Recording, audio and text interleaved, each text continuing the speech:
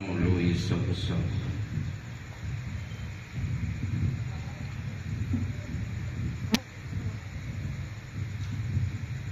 दिशाएं चार: पूर्व, दक्षिण, पश्चिम, उत्तर। चार और दिशा है जिनको विदिशा कहते हैं। कोण में आग्नेय, नैऋत्य, वायव्य और ईशान्य, कुल मिलाकर 8 दिशाएं हो गई। ये वास्तु के अनुरूप है, इनमें वास्तु घटित होता है। लेकिन पूजा कर्म जहाँ होता है वहाँ 2 दिशाएं और जोड़ दी गई है, एक अधो दिशा, एक ऊर्ध्व दिशा। ये दिशाओं में नहीं है, लेकिन जहाँ पूजा कर्म होता है वहाँ दिशाओं की रक्षा करने के लिए दिक्पाल बने हैं। तो दिक्पाल में 8 नहीं है, 10 दिक्पाल है। तो एक दिक्पाल 8 के बाद में एक दिक्पाल अधो दिशा का स्वामी है और एक दिक्पाल ऊर्ध्व दिशा का स्वामी है। तो दिक्पालों की अपेक्षा से 10 दिशा हो गई और वास्तु और निर्माण की अपेक्षाएं 8 दिशा हैं, जिसमें 4 दिशा हैं, 4 विदिशा। प्रत्येक दिशा का अपना अपना एक स्वामी है, वो इस दिशा में ठहरता है, उस दिशा के अनुकूल काम देता है। पूर्व दिशा का स्वामी इंद्र है, अग्नि दिशा का स्वामी अग्नि है, यम दिशा का स्वामी, दक्षिण दिशा का स्वामी यम है, नैऋत्य दिशा का स्वामी नैऋति है, पश्चिम दिशा का स्वामी वरुण है, वायव्य दिशा का स्वामी पवन है, उत्तर दिशा का स्वामी कुबेर है, ईशान दिशा का स्वामी ईशान्य है। पाताल लोक, अधोलोक का स्वामी धरणेन्द्र है और ऊर्ध्वलोक का स्वामी सोम है।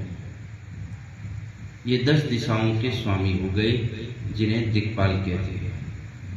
अपने यहाँ जब भी मंडप रचना होती है, पूजाएं होती है, वहाँ उन दिशाओं में उन देवताओं को स्थापित किया जाता है और उनसे मंडप की रक्षा की कल्पना की जाती है, कामना की जाती है कि पूर्व दिशा में इंद्र आगच्छ आगच्छ, अग्नि दिशा में अग्नि आगच्छ आगच्छ, दक्षिण दिशा में यम आगच्छ आगच्छ। 10 दिशाओं में ये परंपराएं कहाँ से शुरू हुई? कोई प्रश्न करेगा कि ये परंपरा कहाँ से शुरू हुई? तो ये परंपराएं शुरू नहीं हुई। अपने यहाँ पूजा का प्रधान व्यक्तित्व स्वधर्म इंद्र है। अपन सभी अधिकृत व्यक्ति नहीं है कि भगवान की पूजा करने के लिए अपन अधिकृत हैं, ऐसे अधिकृत नहीं है। अपन तो अवसरवादी हैं। अनुकूलता मिली तो भगवान की पूजा करेंगे, नहीं मिली तो व्यापार करेंगे। शरीर रुग्ण हो गया तो सो जाएंगे, मंदिर नहीं जाएंगे, भगवान की उपासना नहीं होगी। लेकिन स्वधर्म इंद्र प्रतिदिन भगवान का उपासक है, इसलिए स्वधर्म इंद्र को ही भगवान की पूजा का अधिकृत देवता घोषित किया गया है शास्त्र के अनुसार। इसलिए जब कभी पंच कल्याणक से बढ़कर के कोई पूजा नहीं है कि बाल प्रभु के गर्भ में आने से लेकर के निर्वाण तक भगवान की आराधना का अधिकृत व्यक्तित्व कौन है? तो वो स्वधर्म इंद्र है। इसलिए पंच कल्याणक जैसी महा आराधनाएं स्वधर्म इंद्र के द्वारा ही संपन्न होती है। और उसका एक उदाहरण शास्त्रों में उपस्थित किया कि जब जिन बालक भगवान की गर्भ, माँ के गर्भ से बाहर पधारते हैं, उस समय सबसे पहले स्वधर्म इंद्र का आसन कंपित होता है। वो इसलिए कंपित नहीं होता है कि स्वधर्म इंद्र को जानकारी हो जाए कि भगवान बालक पैदा हो गए हैं, इसलिए नहीं होता है।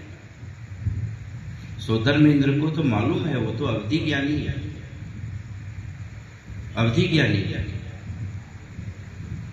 जब जिन बालक मां की गर्भ में पधारेंगे उससे 6 महीने पहले ही स्वधर्म इंद्र को ज्ञान हो जाता है। उस समय तो आसन नहीं हिलता है, लेकिन 6 महीने बाद अमुक सर्वार्थ सिद्धि का जीव मां की गर्भ में आएगा तो 6 महीने पहले उसके गले की माला मुरझा जाती है, ये जानकारी स्वधर्म इंद्र को मिल जाती है।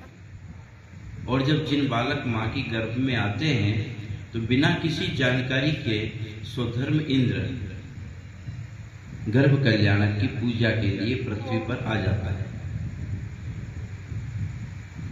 आसन कंपित होना ये घटना जन्म के समय की है।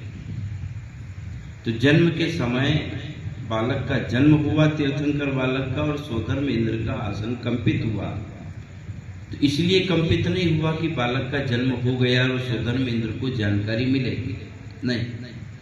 उस समय जो पुण्य वर्गणाएं, भगवान के बालक के जन्म होते ही जो पुण्य वर्गणाएं इस लोक में फैलती है, तो वहां स्वधर्म इंद्र के विमान को और स्वधर्म इंद्र के आसन को भी वो वर्गणाएं स्पर्श करती है। तो जैसे ही वो स्पर्श करती है तो आसन कंपित होता है। जैसे घंटा, मंदिरों में घंटे लगते हैं तो घंटे में एक टोकर होती है, वो साइलेंट पड़ा हुआ है। इसका मायना ये नहीं है कि उसमें आवाज नहीं है।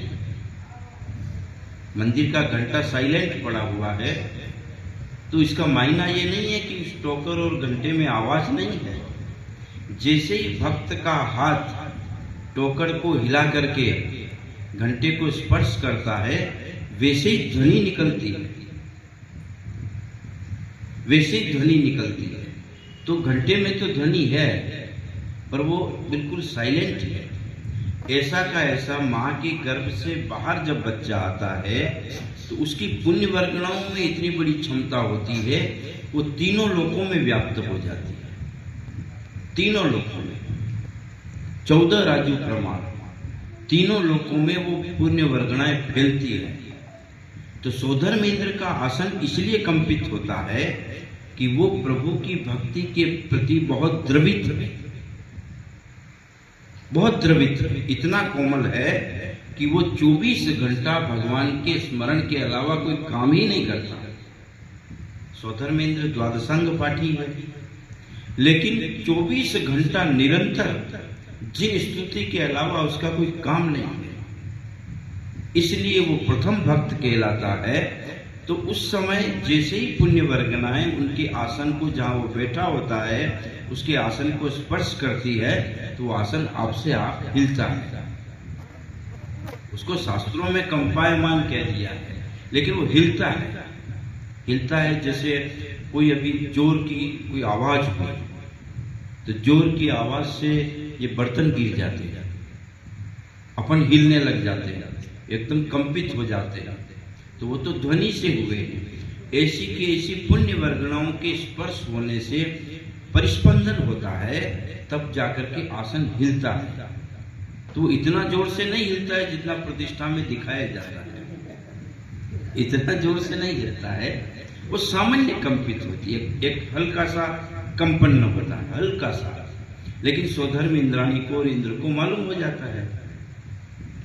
तो प्रथम भक्त मतलब अधिकृत देवता ये स्वधर्म इंद्र होता है। तो स्वधर्म इंद्र ही भगवान के पंच कल्याणक का पूजक और आराधक कहा गया है। अपन सब करते हैं तो सब आराधक हैं, बाकी देवता सब करते हैं, सब आराधक हैं, लेकिन कोई एक, जैसे उदाहरण के लिए बच्चे का पालन करने वाला पिता भी है, बहन भी है, भाई भी है, दादी भी है, चाची भी है, दाई भी है, सब लोग हैं, कर्मचारी भी हैं, सब बच्चे का लालन पालन करते हैं, दूध भी पिलाते हैं, घुमाते भी हैं, खाना भी खिलाते हैं, उनको झुलाते भी हैं।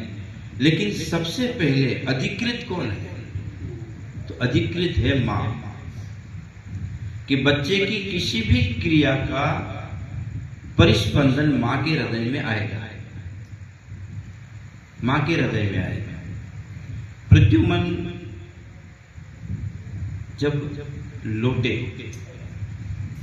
प्रद्युम्न जब संकट से मुक्त होकर के लौटे, तब कहते हैं पुराणकार की माँ के स्तन में दूध आ गया और दूध झरने लग गया। क्यों भाई, क्या लेना देना है? एक बालक के इतने वर्ष के बाद सीधे आना और माँ के स्तन में दूध आना, ये क्या घटना है? कि ये उसका अधिकृत है, अधिकृत है। कि इतना स्नेह, इतना स्नेह, इतना स्नेह। एक माँ बालक को जन्म देती है तो उसका नया जीवन है, उसका नया जीवन कहलाता है। वो मर करके बच्चे को जन्म देती है। सृष्टि के सारे दुख एक तरफ रखो और प्रसूति का एक दुख एक तरफ रखो, तब भी प्रसूति की जो वेदना है और दुख है वो भारी पड़ता है।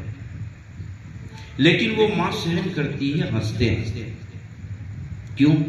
कि बालक के प्रति प्रीति आती है, उसको प्रेम आता है, वात्सल्य आता है।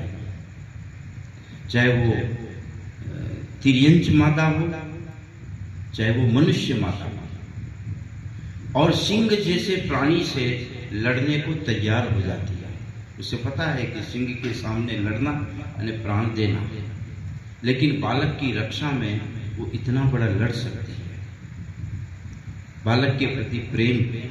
इसलिए बालक की किसी भी स्पंदन की क्रिया का रूप आधार माँ से जोड़ा गया है, तो माँ को उस घटना की जानकारी आती है। ऐसा का ऐसा स्वधर्म इंद्र को अधिकृत भक्त कहा गया है। अब क्या करते हैं? अपने यहाँ भी जब पूजाएं करते हैं तो आचार्यों ने कहा कि आप पूजा के अधिकृत नहीं है, इसलिए आपको ये लेबल से पूजा नहीं कर सकते, उस लेबल से पूजा नहीं करने देंगे। अब लेबल लगाओ, कौन सा लगाओ? स्वधर्मेंद्र का लेबल लगाओ। तो अपने को स्वधर्मेंद्र बनाते हैं। अब वो स्वधर्मेंद्र तो आने से रहा और वो भगवान भी आने से रहे। यदि साक्षात भगवान बालक पैदा होते तो अपने को कौन स्वधर्मेंद्र बनाता है? कोई नहीं बनाता है। कितना भी रुपए की बोली लगा दो या कैसा भी श्रृंगार कर लो, अपने को नहीं, अधिकृत नहीं है, वो तो वही आएगा। पर भगवान भी कृत्रिम है, भगवान भी कृत्रिम है, एक मूर्ति तो बनाई है। तो अब इस कृत्रिम मूर्ति के प्रतिष्ठा का अधिकारी स्वधर्मेंद्र वो नहीं है जो स्वर्ग लोक में है। फिर अपने को कृत्रिम इंद्र बनाते हैं, लेकिन बनाते इंद्र ही है। तो इंद्र की कल्पना करते हैं, इंद्र का श्रृंगार करते हैं, इंद्र के आभूषण पहनाते हैं, इंद्र की क्रिया करते हैं, और उसके साथ साथ में इंद्रत्व की स्थापना भी करते हैं। जैसे दिगंबर आचार्य है, किसी गृहस्थ को दीक्षा देते हैं मुनि पद की, तो उसमें मुनित्व की स्थापना करते हैं, जिनत्व की स्थापना करते हैं। ऐसा का ऐसा यहाँ इंद्रत्व की स्थापना होती है सामान्य पुरुष पे, कि आप अब इंद्र हैं, और उसे ये कल्पना कराई जाती है कि इंद्रो हम, मैं इंद्र हूं। तो इंद्र बनकर के अब वो अभिषेक कर रहा है, प्रतिष्ठा कर रहा है, पूजा कर रहा है। नित्य पूजाओं में भी इंद्र बनना होता है। अपने यहाँ जो नित्य पूजा करते हैं, प्रतिदिन मंदिरों में जाके पूजा करेंगे, उसमें भी इंद्र बनना पड़ेगा। तो एक श्लोक से बना दिया, तो लंबा आधा घंटा की करेंगे तो आधा घंटे में तो पूजा ही हो जाती है। तो फिर उनको एक छोटा संस्कार दिया कि इंद्र जैसे आभूषण पहनता है, करके कल्पना कर लो मैं इंद्र। तो इंद्र भगवान का अधिकृत पूजन करता हो गया।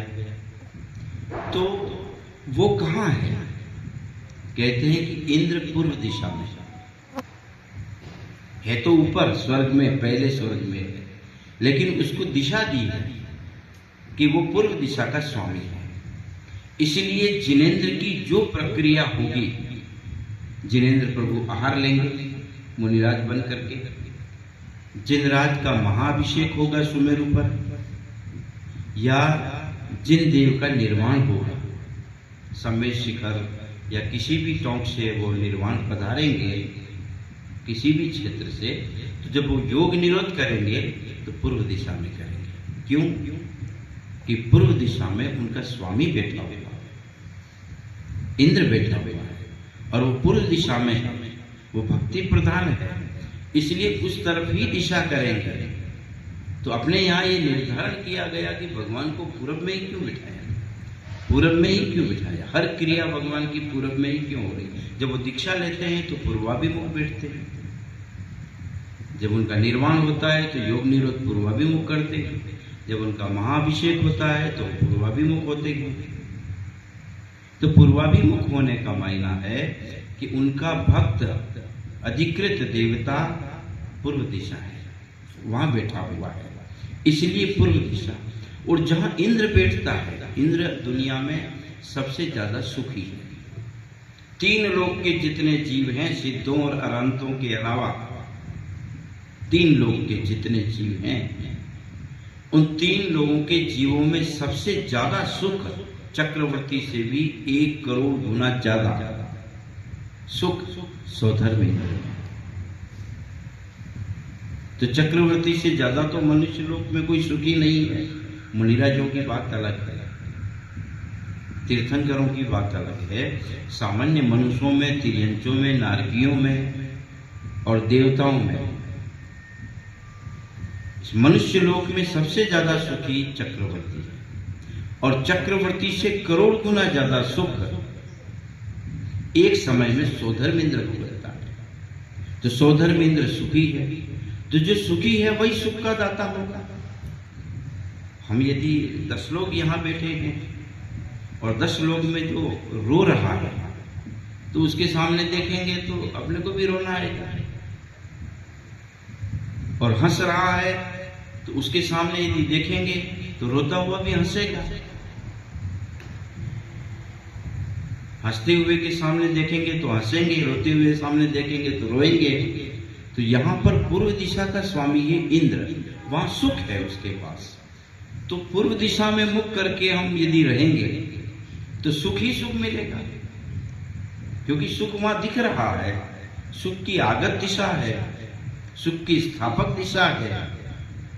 इसलिए हमें भी उपदेश किया है कि प्रति समय, चाहे साधु हो चाहे श्रावक हो, ज्यादा समय पूर्व दिशा में मुख करना, पूर्व दिशा में मुख करना ज्यादा समय। ऐसी अनेक सारी प्रक्रियाएं हैं जिन प्रक्रियाओं में पूर्व दिशा में मुख करके अपने को करना चाहिए, चाहे वो पूजन पाठ है, चाहे वो स्वाध्याय है, चाहे वो भोजन पान है, चाहे वो और कोई क्रियाएं हैं, दिशा पूर्व में करो, क्योंकि वहां सुख है। तो एक बात ये हो गई कि पूर्व दिशा का स्वामी इंद्र है और वो सुख करता है। इसलिए लोग ढूंढते हैं कि मकान पूर्व दिशा का मिल जाए तो बढ़िया है। मंदिरों को भी पूर्व दिशा में ही करने का विधान दिया है। और यहां तक कि जितने अकृत्रिम चैत्यालय हैं, अकृत्रिम चैत्यालय हैं, चाहे वो किसी भी दिशा में है, किसी भी दिशा का मतलब पारसोला की दिशा में हो, सलूम्बर में हो, उदयपुर में हो, प्रतापगढ़ में हो, चारों दिशा हो, लेकिन वहां के चैत्यालयों का मुख पूर्व दिशा में ही। तो अपने यहाँ नंदीश्वर में चारों दिशाओं में 52 चैत्यालय हैं। तो दिशाओं में है, पूर्व दिशा में 52 चैत्यालय है, 13 चैत्यालय है, लेकिन वो उनके मुख सब पूर्व दिशा में है। दक्षिण दिशा में 13 चैत्यालय है, लेकिन उनके मुख सब पूर्व दिशा में ही है, उनके मुख दक्षिण दिशा में नहीं है।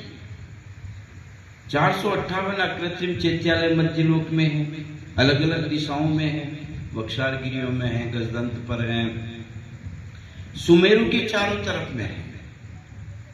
तो सुमेरु पर्वत पर है तो दक्षिण दिशा में भी है, पूर्व दिशा में भी, लेकिन उस दिशा में है लेकिन वहां के चैत्यालय का मुंह तो पूर्व में ही, तो सारे मंदिरों के मुख और कृत्रिम मंदिरों के मुख भी पूर्व दिशा में है, यानी इंद्र की तरफ ही मुख है, इंद्र की तरफ ही मुख है। इसलिए सुख है। इंद्र को सुख क्यों है? कि उसकी दिशा में जिनदेव ने मुंह किया हुआ है। जिनदेव सुखी क्यों है? कि उनका भक्त वत्सल पूर्व दिशा में ही वास करता है, पूर्व दिशा में ही वास करता है। इसलिए कहा है कि जिनालय का मुंह कभी भी गांव को पीट करके नहीं बनाना, गांव को पीट करके नहीं बनाना। तो जिनालय का मुंह पूर्व दिशा में हो तो गांव पूरा पूर्व दिशा में बसना चाहिए। जिनालय पश्चिम दिशा में होगा, उसका मुख पूर्व दिशा में होगा, तो बस्ती पूरी पूर्व दिशा में होनी चाहिए, सन्मुख होना चाहिए। ये कहीं कहीं जिनालय जो पश्चिम में बने उसके कारण थे। अपन आज देखते हैं कि कई कई जिनालय पश्चिम में बन गए, तो पश्चिम का तो विधान दिया नहीं है। केवल जयसेन स्वामी ने प्रतिष्ठा पाठ में कहा है कि उत्तर और पूर्व का मुख लेना चाहिए जिनालय का। यदि कदाचित कोई विधि सम्मत न है तो पश्चिम दिशा ग्राह्य है। विधि सम्मत का मतलब ये है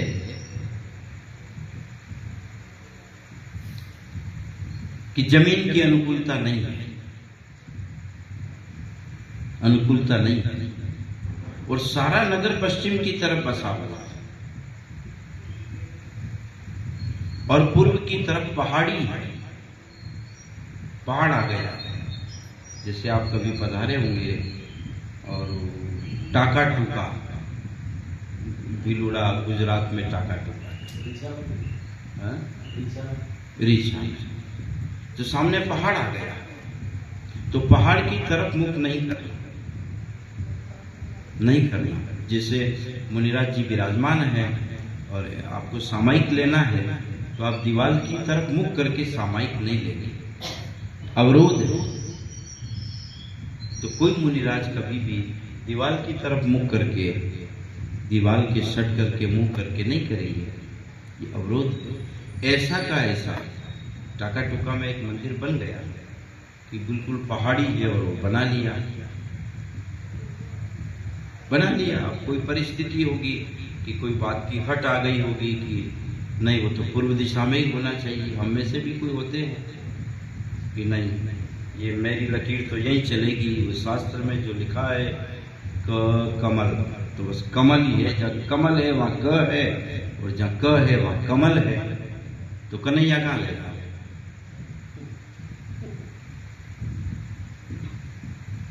तो कोई इस तरह की चीज आ जाती है, नहीं आपने तो जो शास्त्र में कहा है कि क, तो क, महाराज जी कहते हैं कहीं नहीं मुड़ना, बिल्कुल सीधे जाना। अब कहाँ है खुदा, कहाँ है? बिल्कुल सीधे आप तो चले जाना, मुड़ना ही नहीं कहीं पर।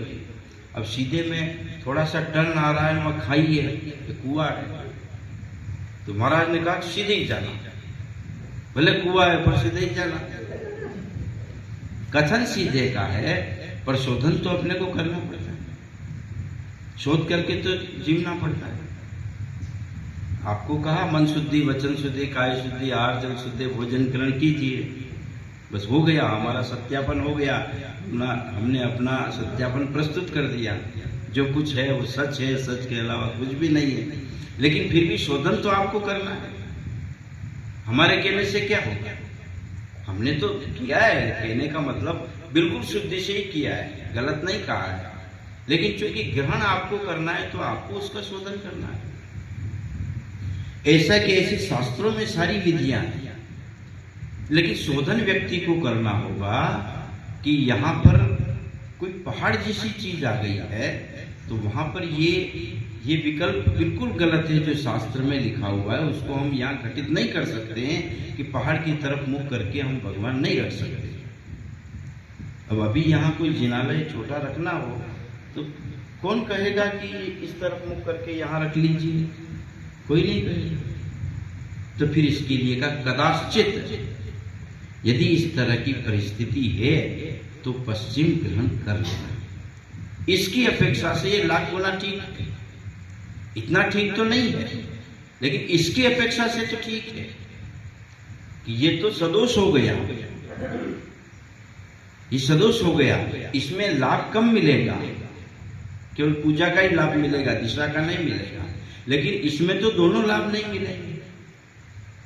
इसलिए यहां पर कहीं कहीं जो देखा जा रहा है कि पश्चिम मुख के मंदिर बने, तो इस कारण से बने थे पश्चिम मुख के मंदिर कि गांव की दिशा को ध्यान में रखा गया था। गांव की दिशा को ध्यान में रखा गया था। अब कैसे कि राजा की तरफ पीठ नहीं हो सकती थी। राजद्वार को पीठ करके मंदिर नहीं बनाए जाते थे, राज आज्ञा नहीं मिलती थी। जैसे आज एक मंदिर बनाने के लिए कलेक्टर की इजाजत लेना होता है, उसकी इजाजत के बिना कोई देवालय नहीं बन सकता, परमिशन चाहिए। ऐसे ही प्राचीन समय में शास्त्र विधि के अनुकूल जब कोई गृहस्थ या समाज मंदिर बनाती थी तो राजाज्ञा लेना पड़ता था। तो राजाज्ञा में ये निर्धारित था कि राजद्वार की तरफ आप मंदिर का पीठ नहीं कर सकते। राजा तो प्रधान था, सब भक्तों का और सब नगरवासियों का राजा है, तो उसकी तरफ पीठ नहीं होती थी। तो अपने यहाँ